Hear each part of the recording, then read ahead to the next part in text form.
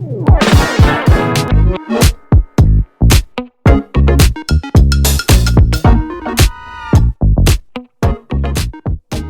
tout le monde, bienvenue dans ce nouveau format dérivé du club qu'on a décidé d'appeler le Petit Club. Alors si vous nous suivez déjà sur les plateformes de streaming, Spotify, Deezer, Apple Music, etc., vous allez certainement être surpris puisque cet épisode s'est glissé dans votre flux d'épisodes et vous devriez normalement en découvrir quelques-uns de temps en temps.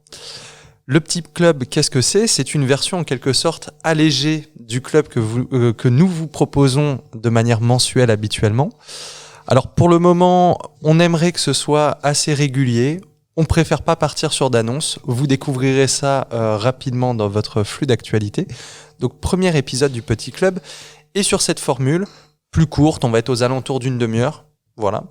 Nous ne serons que deux autour des micros pour partager nos découvertes, nos coups de cœur, etc. Pour ce premier épisode, je me représente, Alexis, comme d'habitude, je vais pas rentrer plus dans le détail, et je suis avec Marine, que vous avez eu l'occasion de découvrir déjà sur, je sais plus, c'est un ou deux épisodes du club. Salut Marine. Salut Alexis, t'es coincé avec moi. Ouais, exactement. J'ai senti une vraie envie de ta part d'enregistrer ce numéro, donc on s'est dit, allez, c'est parti, on enregistre tous les deux et c'est très très cool. Donc comme je le disais, une petite demi-heure à peu près, on peut déborder un peu plus, ça peut être un peu moins, on verra, pour vous partager nos dernières découvertes. Ce que je te propose, comme ça fait déjà plus d'une minute que je parle quasi tout seul, je te laisse la parole pour attaquer. Eh ben merci, je vais donc attaquer. Moi récemment j'ai lu Chien 51 de Laurent Godet. Ça fait partie des livres de la rentrée littéraire qu'on peut retrouver dans nos bibliothèques.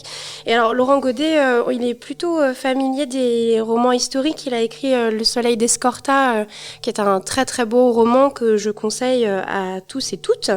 Et là avec Chien 51, il nous fait une petite incursion dans le monde de la science-fiction. Alors on en a parlé dans le club les Fictionautes, que vous retrouvez une fois par mois à la bibliothèque, animée par Jeanne, notre bibliothécaire spécialisée en SF et en fantasy, et avec l'association La 29e Dimension.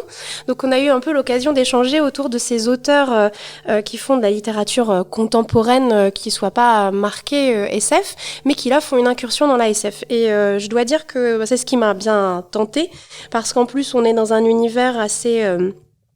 c'est futuriste, plutôt cyberpunk. Donc pour celles et ceux qui connaissent pas, c'est une vision du futur très axée sur la technologie, avec des grosses méga corporations, un monde hyper capitaliste.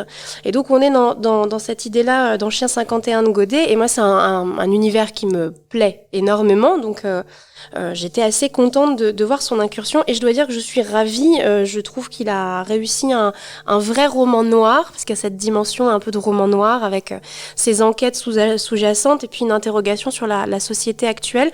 Pour faire bref, on est dans un univers où des grosses méga-corporations rachètent complètement des pays, des villes, et les répartissent selon des zones. Zone 1, c'est vraiment pour la grande élite. Classe 2, c'est déjà pour des gens qui ont des moyens un peu. Et puis la zone 3, pour tous les autres. Et puis il y a même le hors-zone, quand on est des individus qui n'intéressent plus personne. Et on va suivre en fait Zemsparak, qui était grec, qui était athénien, et quand sa ville s'est fait racheter, il l'a quitté pour intégrer la zone. Il a intégré la zone 2, puis il est repassé en zone 3. Et en fait, ce qu'on appelle un chien, c'est un policier déclassé qui fouille les zones 3 de la grosse Magnanopole, ça s'appelle comme ça. Il y a des pluies acides, une chaleur écrasante. On est dans cet univers un peu Blade Runner, pour ceux qui... Tout de suite, j'ai pensé à ça. Voilà, on est exactement dans cette ambiance-là. Et donc, lui, c'est un policier déclassé, et il va tomber sur un corps. Et il se trouve que ce corps, quand il va rentrer les données dans l'ordinateur pour dire, voilà, ce corps a été trouvé, il va être lié à une inspectrice de la zone 2, parce que le corps est un peu particulier et ils vont devoir enquêter tous les deux. Et donc c'est à la fois cette incursion dans cet univers qui est vraiment bien rendu en peu de mots finalement, parce que c'est pas un gros roman. Les romans de SF ont tendance à être en général assez conséquent pour te placer tout un univers. Ouais. Là, il le fait avec une économie, c'est pas un très gros roman. Et en même temps, on a cette dimension d'enquête, on a cette question sociétale et on a toutes les interrogations intérieures du personnage. Il y a vraiment un côté Blade Runner dans l'introspection. Et j'ai été emportée et c'est vraiment bien. Donc voilà, un très bon roman de la rentrée littéraire. Et n'hésitez pas à y aller, même si vous n'aimez pas trop la science-fiction, si vous pensez que c'est pas pour vous. Là, Laurent Godet pourra vous faire changer d'avis parce qu'il y a de la profondeur et on parle d'autre chose. On parle de notre propre société, de l'humain, on parle de tout ça à la fois. Donc c'est vraiment une grande découverte pour moi et un gros coup de cœur de cette rentrée littéraire. Et c'est c'est un roman unique, un one shot oui, ou c'est un roman prévoit éventuellement. Non, c'est un roman unique publié chez Actes Sud. Ok. Voilà. Bah comme on a un peu parlé de Blade Runner, alors je vais pas recommander Blade Runner que normalement vous connaissez tous, mais sa suite en fait, Blade Runner 2049 qui est sorti en 2017 si je me trompe pas, et qui a pas reçu qui a pas rencontré un succès si important que ce qu'on aurait pu imaginer, alors que personnellement moi j'ai adoré le film. Donc ça se passe quelques années après Blade Runner. Le film est réalisé par Denis Villeneuve, donc réalisateur canadien. C'est à lui qu'on doit dernièrement Dune, par exemple. Dune, et puis Premier Contact, qui était vraiment excellent sur les contacts avec les aliens. Et moi, mon film préféré de lui, c'est un film qui s'appelle Incendie, qui est vraiment génial. C'est une adaptation d'une pièce de théâtre. Et en fait, on va suivre des personnages qui vont apprendre, si je me trompe pas, je l'ai vu il y a très longtemps, c'est les Canadiens qui vont apprendre que leur père qu'ils connaissent pas en fait est iranien, et donc vont partir en Iran et vont découvrir un pays qui par moment est un peu à feu et à sang. C'est vraiment magnifique quoi. Enfin, moi j'ai adoré, c'est un réalisateur que j'aime beaucoup en fait. Et moi j'aime beaucoup aussi, je suis comme toi. En fait, ce que je trouve hyper intéressant, c'est que je trouve que très souvent, il arrive à plutôt bien développer ses personnages et le tout avec une vraie beauté esthétique en fait dans ses films. Et pour moi, c'est la grosse force de Blade Runner 2049. C'est exactement ce que j'allais te dire. Un sens de la psychologie assez aigu avec un esthétisme en général assez un peu froid. Mais voilà, c'est un univers froid, hein, ça c'est clair. Villeneuve, c'est plus intellectuel. Mais moi j'aime beaucoup aussi. Et ce que je trouve chouette dans ces films, c'est que très souvent, il prend le temps de se poser, c'est-à-dire que on n'est pas dans de l'action hyper active, etc. Il sait prendre son temps, il sait poser sa caméra par moment. Tu parlais de Premier Contact.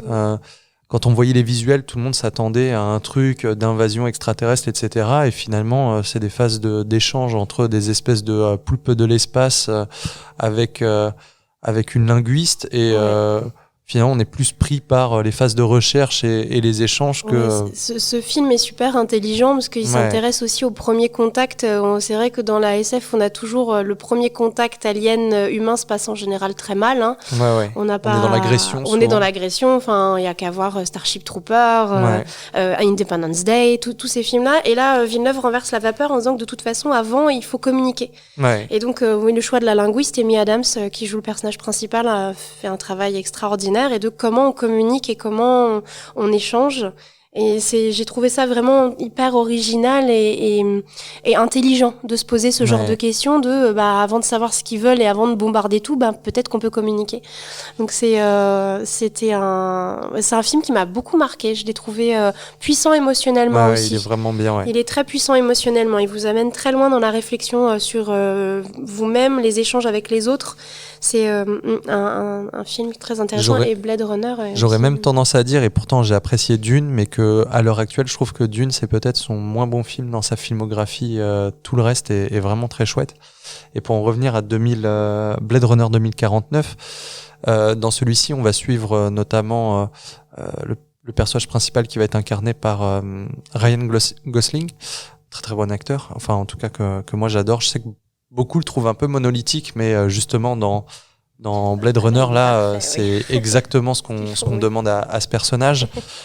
Et un petit peu comme dans le premier Blade Runner, mais peut-être avec une autre approche, c'est tout un film sur l'identité, qui on est, et forcément cette question sur est-ce que je suis un homme, est-ce que je suis une machine, et en fait on va avoir cette espèce de quête en fait de ce personnage qui va en permanence se poser des questions sur sa propre identité. Et le tout avec une esthétique qui est assez incroyable, c'est-à-dire que on va commencer, si je me souviens bien, la première scène, elle se passe dans une espèce de champs immenses, mais qui sont complètement ravagés. On n'est plus capable de cultiver rien du tout. On va ensuite aller dans des choses qui sont beaucoup plus urbaines et on va même rentrer dans les appartements. On va ensuite partir dans une espèce, si je me souviens, c'est un Las Vegas. Oui, un peu décrépit, complètement en ruine. Y a ouais, des choses, avec une esthétique tout orange parce que y a une espèce vapeurs, de brouillard vapeur, permanente, etc., toxique. Et c'est un très beau film, ça. Ouais, ça marche hyper bien. Moi, je trouve jusqu'à la fin, même si on a 2-3 moments qu'on pourrait presque qualifier d'un peu plus convenus, quoi. Je trouve que jamais il dénote. On est toujours sur la bonne ligne. Enfin, vraiment, c'est un très beau film. Et ce qui est intéressant, c'est qu'il fait aussi sortir son personnage, tu le disais, il le fait sortir de la ville, parce que souvent dans ces univers-là, et dans le premier Blade Runner, on est uniquement dans le monde urbain. On parlait de cyberpunk, c'est vraiment l'idée, c'est monde urbain, hyper urbain en fait, même plus qu'urbanisé. Et là, l'intérêt, c'est qu'il le fait aussi sortir, et qu'on se rend compte que la nature aussi est quand même bien ravagée. Y a pas, ça reste dans cette idée, il n'y a pas trop d'espoir, quoi. Et on est sur une esthétique qui est... alors quand on est dans des décors un peu cyberpunk, un peu néon, etc., même si sur l'approche de la lumière, c'est peut-être pas forcément quelque chose qu'on a vu hyper souvent, mais on est quand même sur des environnements auxquels on est habitué. Dès qu'on sort un peu de ces environnements, je trouve que il y a... Ouais, il y a des vraies prises de risques. Cette couleur orange, tu disais, qui marque les espaces, on a ces... Ouais, sur la fin, t'as aussi un moment où t'as une espèce de baston sous la pluie, là, avec le niveau de l'eau qui monte. C'est hyper efficace. Ça finit aussi dans des décors enneigés et tout. Enfin, ouais, il y a une vraie beauté dans ce film. Il y a quelque chose de très contemplatif, comme toujours chez Villeneuve. Il y a toujours quelque chose de contemplatif, alors qu'on se dit Blade Runner 2049 avec ça pourrait tirer dans tous les coins. En fait, non. Finalement, on est plus sur la quête intérieure et la petitesse du personnage perdu dans ces immenses décors de mégacité. C'est clair. C'est aussi très poétique, mais comme toujours chez Villeneuve, il y a une grande poésie dans ce qu'il fait, une grande.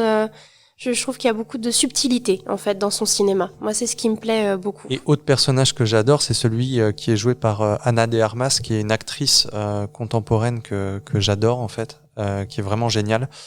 Elle a joué aussi dans le dernier James Bond. Je crois que c'est elle qui vient de jouer dans le film biopic sur Marilyn Monroe, là, que j'ai pas encore vu. Mais tous les films dans lesquels je l'ai vue, j'ai trouvé hyper convaincante. Et là, elle joue l'espèce de rôle de petite amie virtuelle. Ouais. C'est très très fort. Notamment, il y a une scène d'espèce de relation charnelle où l'intelligence artificielle qui est incarnée par Ana de Armas est synchronisée avec le corps d'une autre femme. Oui, il y a quelque chose comme ça. Ouais. Enfin voilà, il y a des vraies idées de mise en scène qui sont pas mal du tout. Et pour prendre la SF un peu à contre-pied, j'aurais bien aimé vous parler d'une BD d'un auteur d'Europe du Nord. Alors je sais pas comment ça se prononce, ça s'écrit Jason comme Jason, J-A-S-O-N. Mais comme c'est la contraction en fait de son nom complet, si je me trompe pas, moi je vais dire Jason à la française, qui a fait une bande dessinée que j'ai adorée qui s'appelle J'ai tué Adolf Hitler. Et en fait, ce qui est assez génial, c'est que le postulat, c'est qu'on va suivre une espèce de tueur à gages qui va remonter dans le temps pour tuer Adolf Hitler. Et avec ce postulat, on va s'attendre en fait à une vraie BD action, SF, etc. Mais en fait, tout ça, c'est juste un décorum et toute la partie SF et voyage temporel, on en a un peu rien à foutre. Ce qui va compter, c'est les personnages. Et moi, souvent, c'est ce qui me touche le plus, c'est les relations entre les personnages. Et là, notamment, la relation entre ce tueur à gages et sa femme. Et ce qui est absolument génial dans cette BD, qui, elle aussi, sait prendre son temps, qui est très peu bavarde, c'est que dans un univers où lui va voyager dans le temps, etc., ce qui va compter, en fait, c'est les petits dialogues avec sa femme, et notamment des petits échanges du quotidien qu'on pourrait tous avoir sur, des fois, l'ennui qu'il peut y avoir dans le couple, les petits coups bas qu'on peut se faire de temps en temps.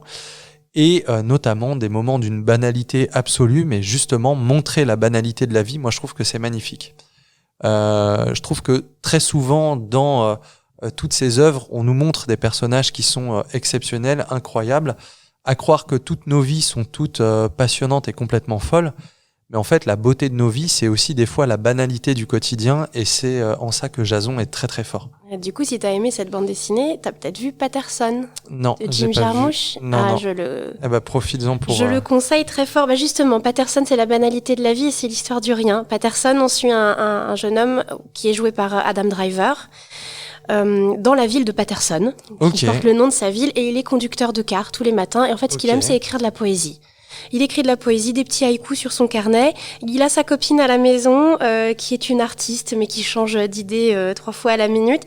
Et il se passe pas grand-chose dans le film que lui qui va à son travail, qui écrit de la poésie, qui sort son chien, qui vit ses moments avec sa copine.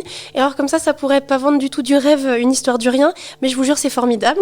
Vous restez, je crois, c'est 1h30 devant et c'est rempli de douceur et d'une certaine lenteur, mais pas une lenteur qui vous fait soupirer, non, bon, pourvu que ça finisse ou que j'arrête le DVD plus vite. Là, c'est vraiment une lenteur. On prend le temps juste d'être avec ce jeune homme et de suivre son quotidien. Et c'est assez, je trouve que Jim Jarmusch est assez fort pour ce genre de film. Hein. J'en avais même pas entendu parler, tu vois. Il avait fait Only Lovers Left Alive. Ah oui, ok. Sur les vampires avec Tom Hiddleston et Tilda Swinton, qui est pareil, qui a une certaine lenteur, qui est un peu plus long comme film, mais qui a une certaine lenteur sur justement des vampires extrêmement vieux qui sont un peu blasés de tout et comment on continue à vivre alors qu'on a déjà tout fait, tout vu et que bon, la vie est un peu lente. Il y a cette dimension de l'amour, une question de l'amour dans ce film-là. Dans Patterson, c'est aussi le cas, hein, ce petit couple qu'on suit qui est vraiment adorable et lui qui écrit ses petites poésies et c'est oui, c'est l'histoire du rien, la banalité du quotidien, mais aussi les petits héros du quotidien. Patterson, c'est voilà, il écrit de la poésie, il aura sans doute jamais le prix Nobel de poésie et pourtant il écrit des jolies choses et est-ce que ça doit pas suffire au fond?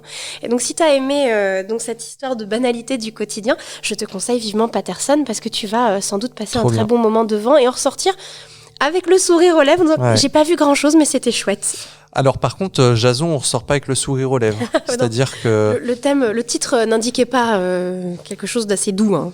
Ouais, mais vraiment, restez pas bloqué sur le titre. C'est-à-dire que en vrai, Hitler, on s'en fout complètement. Ouais, mais bon, si tu parles d'un tueur à gages, on se doute que fatalement, on va pas ressortir avec la banane, quoi.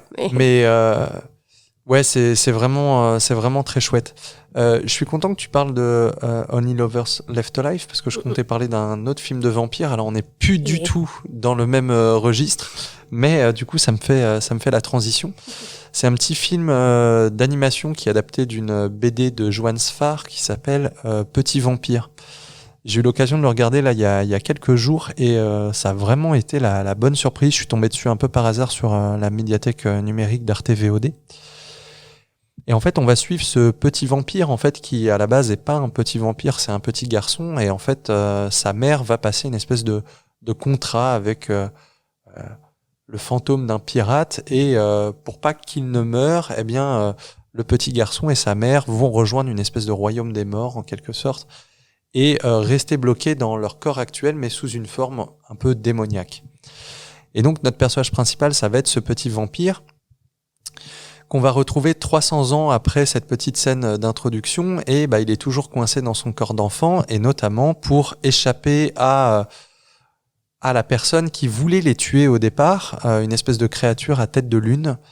Ils se sont enfermés avec cette espèce de roi pirate et tout un tas de créatures, de fantômes, de zombies, etc. dans un manoir à l'abri des regards du méchant à tête de lune.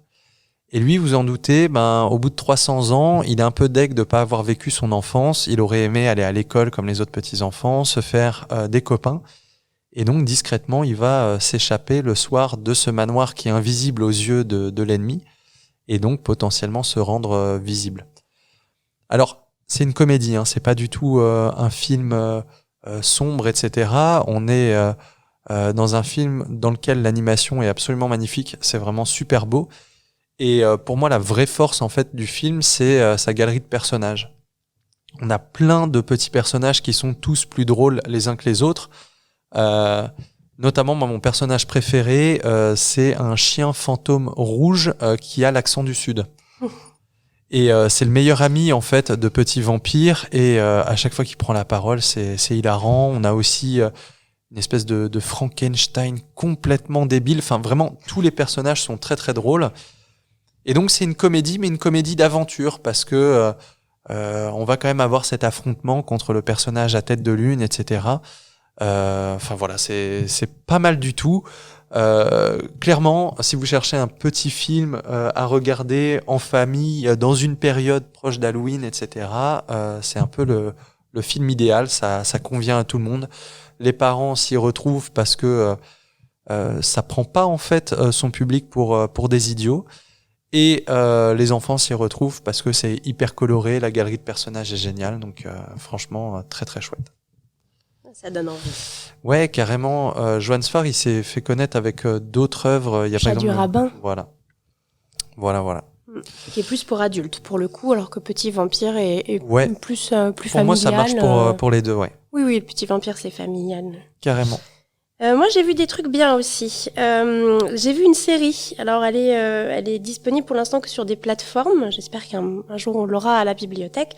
Ça s'appelle Sur ordre de Dieu. Ok. Et c'est avec Andrew Garfield, qui avait joué un des Spider-Man il y a quelques années. Ça se passe, alors c'est inspiré d'une histoire vraie, et ça se passe dans l'Utah, chez les Mormons. Ok. Alors voilà, le contexte, on est dans les années 80 chez les Mormons. Ça, c'est pas le truc qui vend du rêve, et en fait, c'est l'histoire d'une jeune femme, Brenda, qui va être assassinée avec sa petite fille de 15 mois. Et Brenda, elle est mariée à Allen Lafferty, le plus jeune fils d'une fratrie, de la fratrie Lafferty.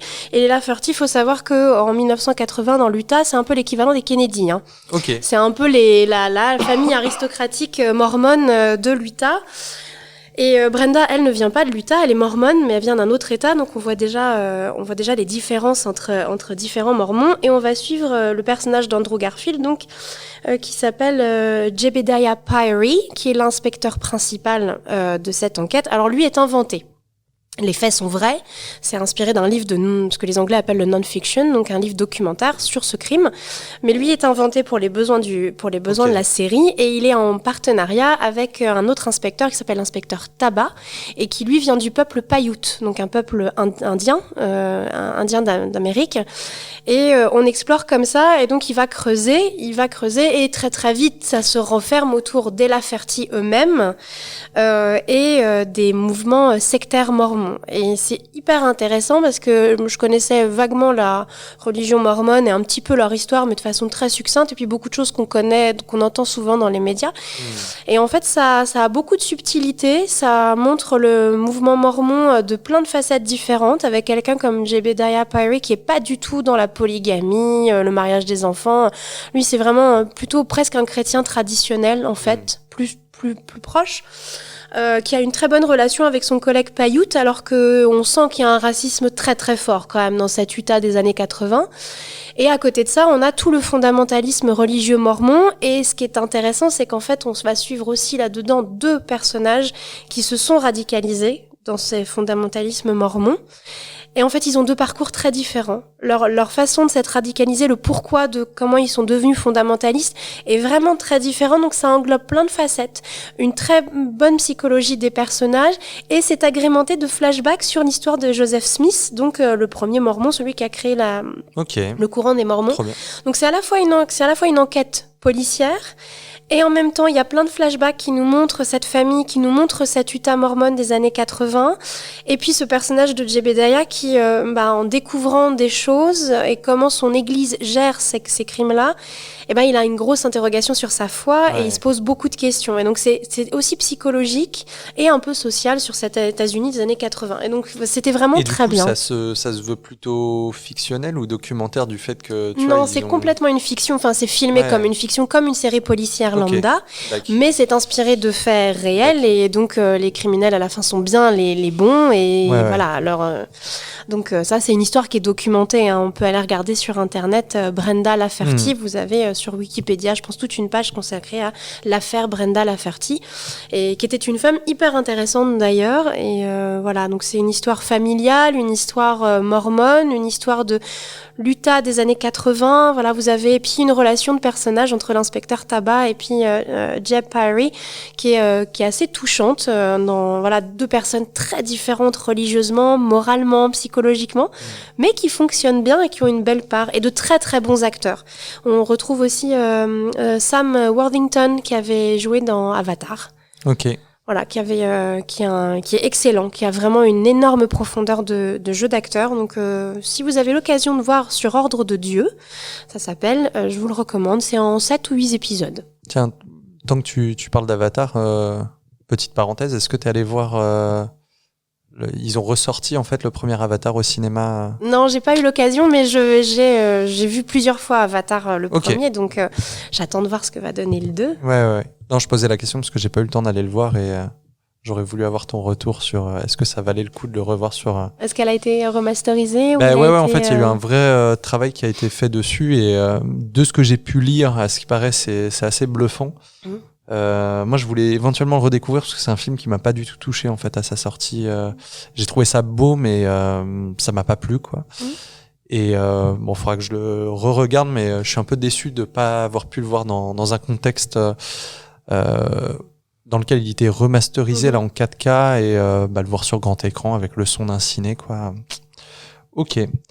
Moi, j'ai un dernier petit truc sous le coude. C'est un film documentaire, alors clairement pas à mettre entre toutes les mains. On a échangé quelques mots dessus avant cet enregistrement. Ce film documentaire s'appelle « Il n'y a pas de rapport sexuel ». En fait, c'est un film docu, très certainement un des meilleurs que j'ai pu voir dans ma vie, sur l'industrie pornographique, mais comment expliquer ? En fait, c'est un réalisateur qui a posé sa caméra sur tous ses tournages pendant plusieurs années, mais juste il a posé sa caméra. Donc on n'est pas sur un documentaire où il y a des interviews d'intervenants, etc. Moi je déteste ça. Tous les docus où au bout d'un moment tu vois une interview de la sœur, du tonton, du voisin qui dit ah ouais, c'était un mec exceptionnel, on savait qu'il réussirait dans la vie et tout. Moi ce que j'aime c'est voir ce qui se passe et notamment voir ce qu'on ne peut pas toujours voir en temps normal. Et là ce qui est génial c'est que alors, je le connais pas, c'est un réalisateur de films pornographiques qui s'appelle HPG. Donc lui, il est acteur, réalisateur et producteur de films X. Et pendant des années, sur tous ses tournages, il posait sa caméra dans un coin. Il prévenait juste ses actrices et ses acteurs que c'était du making-of et ça filmait.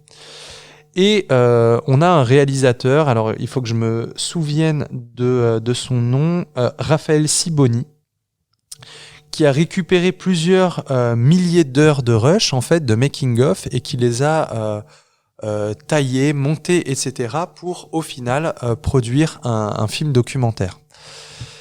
Et là où c'est assez génial, c'est que personne n'intervient, on voit juste ce que, en regardant un film X, on ne pourrait pas voir. Donc les coulisses, c'est-à-dire qu'on va voir par moment le réalisateur qui est en train de briefer ses acteurs sur leur jeu d'acteur, sur les intros de films. Et c'est là qu'on se rend compte que les acteurs de films X, alors ils sont peut-être doués dans ce qu'ils doivent faire, mais par contre c'est pas des bons acteurs. Donc c'est horrible, il est là en train de les briefer. Alors ouais, ce serait pas mal que tu descendes et que tu dises que t'avais pas tes clés, etc. Et t'as l'autre qui joue comme un pied, qui fait bon, alors on va la refaire, sauf que cette fois tu vas lui tapoter sur l'épaule et tout. Enfin c'est hilarant, vraiment c'est hilarant. L'envers du décor, quoi. Et en fait, ce qui est assez fou, c'est qu'on découvre aussi que quasi tout est faux. Tout est faux dans le sens où, je sais pas, si tu regardes un film, par moment tu vas croire qu'un tel se prend une fessée. Et en fait, pas du tout. Il y a des moments où tu vois le réalisateur qui est en train de filmer en gros plan la tête de la fille qui est juste en train de pousser des cris. Et en fait, pour entendre le bruit des fessées, le réalisateur, il se met des fessées à lui-même. Excellent. Excellent. Et par moment, alors moi, il y a un moment qui m'a... En fait, je suis partagé. D'un côté, ça m'a brisé le cœur. Et d'un autre côté, j'étais mort de rire en regardant le truc parce que... on se rend compte que aussi c'est une usine à fabriquer des victimes en quelque sorte. Et notamment, il y a un jeune homme, On comprend qu'il doit venir un peu des quartiers populaires, etc. Il a 19 ans. Et lui, on sent qu'il vient là parce que son rêve, c'est de pouvoir coucher avec plein de filles et en plus d'être payé pour coucher avec des filles. Sauf que pour commencer, comme il est tout nouveau, on lui propose au départ de commencer par un film gay. Donc déjà, on sent qu'à la base, il n'est pas hyper chaud, mais du coup, pour atteindre ses objectifs, il va se laisser tenter, il va le faire. Et au dernier moment, au moment du tournage, on lui dit voilà, dans les films gays, il y a des actifs et des passifs. Et là, notre acteur passif, il s'est désisté. Donc c'est toi qui vas prendre le relais, quoi. On sent qu'il est pas trop chaud, mais il est de bonne volonté, donc il se laisse faire. Et en fait, voilà. On va voir ça sans parti pris, c'est-à-dire que la caméra elle est juste posée et on va assister à ce gars qui va finir par sachant qu'au départ, il était parti pour coucher avec plein de filles. C'est un documentaire qui est vraiment passionnant. Pour moi, on voit ce qu'on n'aurait jamais pu voir en temps normal. Et comme je vous le dis, il n'y a personne qui intervient. C'est uniquement des choix de scènes qui ont été découpés, qui ont été mis dans un ordre. Mais voilà, c'est génial. Je pense que c'est un des meilleurs films que j'ai pu voir. Par contre, clairement, vous attendez pas à un truc où c'est flouté, etc. C'est que tout ce que je vous ai raconté, on le voit. Donc on voit des scènes. Interdit au moins de 18 ans. Majeur et vacciné. Alors, il est disponible en DVD à la médiathèque. Et si vous voulez le voir, c'est franchement ce que je vous propose parce que sinon, il est quasi impossible à trouver autrement. Voilà. Ouais. Dans le même sujet, mais du coup, tu risques d'aimer un peu moins parce qu'il y a des interviews. Ouais. Mais c'est un documentaire d'Ovidie qui date de 2017 qui s'appelle Pornocratie. Donc Ovidie, c'est une ancienne actrice porno et aussi une réalisatrice de films et de documentaires. Maintenant, elle fait, je crois qu'elle ne fait plus du tout de films pornographiques, elle fait que des documentaires qui sont... Alors, je vous les conseille tous parce qu'ils sont tous passionnants, peu importe le sujet qu'elle prend. Je vous conseille aussi ses bandes dessinées qu'elle a fait avec Digli et que nous avons à la bibliothèque et sa petite série courte sur Arte, qui est disponible sur Arte, programme court sur YouTube, qui s'appelle Libre. Ça me dit quelque chose, Digli. C'est pas quelqu'un qui faisait des BD sur Internet avant ? Si, et elles travaillent ensemble et Digli illustre les propos d'Ovidie. Et donc il y a des petits programmes courts sur Arte qui s'appellent Libre, qui parlent de sexualité et de façon extrêmement rigolote aussi, mais profonde, intelligente, avec des bonnes réflexions. Mais là, le documentaire dont je vous parle, c'est Pornocratie, donc de 2017. Et là, en fait, Ovidie s'est intéressé plutôt au système des plateformes de diffusion. Toutes les plateformes de diffusion, plus ou moins gratuites, plus ou moins libre, plus ou moins partout, parce qu'elle vient d'une génération à l'ancienne où c'était encore produit en cassette et en DVD dans des studios, etc. Et maintenant, elle est allée jusqu'en Bulgarie ou en Croatie, dans des maisons carrément où il y a 6 ou 7 ou 8 filles qui attendent et qui vont tourner pour plusieurs réalisateurs. Et il y a toute une réflexion sur l'industrie de la pornographie, les prix, comment tout ce qui est caché. On ne sait pas, à l'heure actuelle, on ne sait pas, par exemple, qui possède certaines très très grosses plateformes. Donc où passe cet argent, etc. Donc elle a une grosse réflexion là-dessus et elle interviewe aussi beaucoup de ces jeunes femmes et ces jeunes hommes, un peu moins les hommes, mais beaucoup plus les jeunes filles qui travaillent dans ce milieu, parce que fatalement elle a un lien avec elle, donc c'est ce qui l'intéresse et c'est très intéressant. Et sur ce même domaine, sur les jeunes femmes qui se lancent dans la pornographie, alors là c'est un peu le contre-pied de ton exemple de tout à l'heure du jeune homme, mais on est dans le même domaine avec les rêves brisés et l'image qu'on se fait. C'est un documentaire qui était sur Netflix. Alors le titre est en anglais, donc c'est Hot Girls Wanted. Que j'ai vu aussi, On vous mettra la référence, bien évidemment. Hot Girls Wanted, qui parle justement de ces filles qui vont aux États-Unis. Alors, c'est dans un coin des États-Unis, je pense que c'est dans la région de Los Angeles, si je ne me trompe pas, où il y a, pareil, ces espèces de grosses maisons avec un producteur qui va engager plusieurs filles et carrément des managers qui vont dispatcher les filles sur des tournages. Et on est dans cet endroit. Et en fait, ce documentaire-là suit 3 ou 4 jeunes femmes du moment où elles arrivent, où elles sont encore pleines d'espoir et presque un petit côté, on est des rebelles, jusqu'à la fin du documentaire documentaires où on voit ce qu'elles sont devenues. Certaines sont rentrées chez elles, d'autres continuent le métier. Voilà, et elles ont toutes l'espoir de devenir la prochaine grande star. Et qu'est-ce que ça donne de cette industrie. Donc moi, ce que j'ai beaucoup aimé dans le documentaire d'Ovidie, c'est qu'on n'a pas forcément le jugement moral sur ce que c'est. Elle donne pas d'avis, de conseils. Elle examine le fond économique, le fond social, l'organisation autour de ces grosses plateformes, et elle pose pas mal de questions. De mémoire, j'avais aussi vu l'adaptation de ce documentaire en série. Et la série, c'est chaque épisode qui va... Hot Girls Wanted, mais pas de pornocratie. qui va s'intéresser à chaque fois à une jeune femme en particulier. Ouais, une figure particulière. Et j'avais pas tant aimé que ça, mais il y a quand même un épisode qui m'avait assez marqué où on suivait une fille qui faisait des trucs en caméra, etc. Et notamment le rapport qu'elle avait avec ses clients les plus fidèles. C'est-à-dire qu'en fait, il y a un mec qui était là tous les jours sur ses lives, il payait, il lui offrait des cadeaux, etc. Et en fait, il y avait une espèce d'amitié un peu bizarre, voire même presque relation de couple qui s'était créée. Et au bout d'un moment, elle part en vacances chez lui. Et donc, t'as une espèce de désillusion. Enfin, c'est hyper malsain, c'est trop bizarre, mais c'est assez passionnant de voir, en fait, ça, on l'imagine pas, quoi. Ouais, c'est pas les documentaires qui vont vous filer la pêche, hein. C'est, voilà, clairement, quand c'est une réflexion sur l'humain qui est quand même assez noire, hein, dans tous les cas.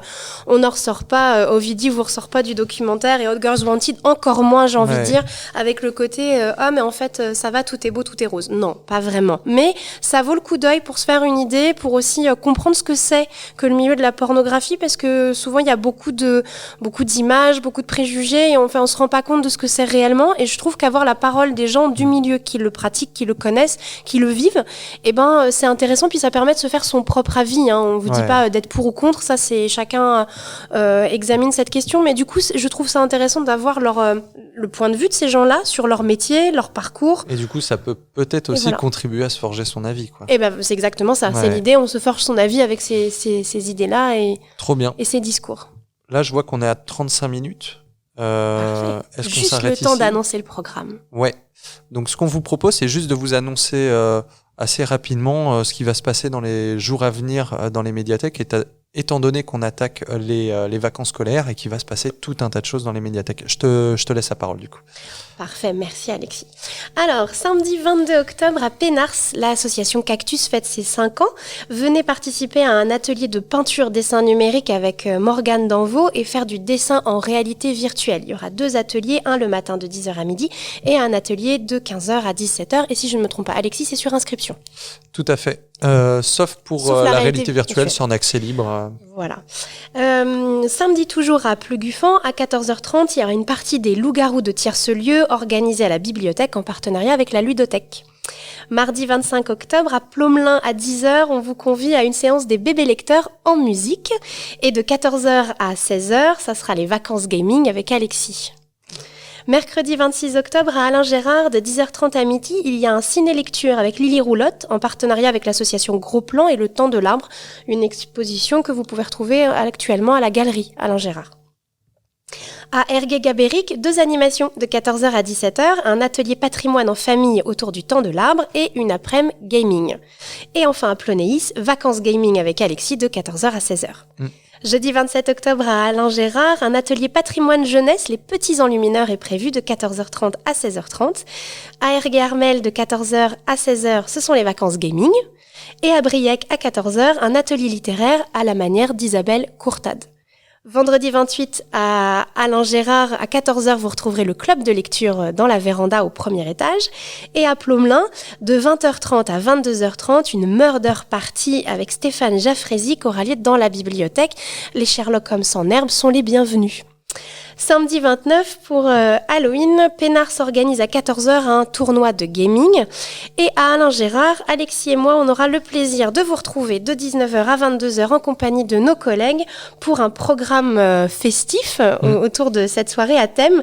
Il y aura donc du jeu de rôle avec l'association Chemdeck sur inscription, des jeux de cartes, c'est Magic, c'est ça le mais là jeu. C'est en accès libre. Voilà, en accès libre. Des consoles pour jouer pour les petits et les plus grands, des jeux de société pour petits et grands également, et plein d'autres surprises. Et n'oubliez pas de venir déguiser. Alexis, moi et les collègues, nous serons apprêtés pour l'occasion. Alors même si c'est pas obligatoire, quoi. C'est pas obligatoire, mais c'est quand même sympathique. Si vous voulez plus d'informations, évidemment, vous allez retrouver tout ça directement sur notre site web dans la rubrique Agenda. N'hésitez pas à nous contacter si vous avez des interrogations. Moi, ça m'a fait plaisir d'enregistrer ce premier numéro du Petit Club. Merci Marine, du coup. De rien, je suis toujours contente d'enregistrer. Et on les se dit podcasts. du coup à très bientôt. À très bientôt. Salut.